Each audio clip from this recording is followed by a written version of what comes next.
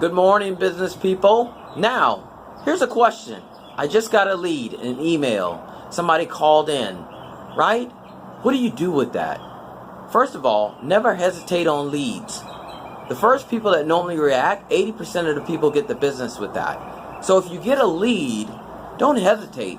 Start reaching out, calling the person right away, or get in contact because the clock is ticking. The more it sits there, the harder it is to close. I tell most people when they sit there and they look at a lead and they say, what should I do with it? I said, call them. There's never a mistake getting in contact with people right away. It lets you know that you're serious about helping them with their business or with their problem.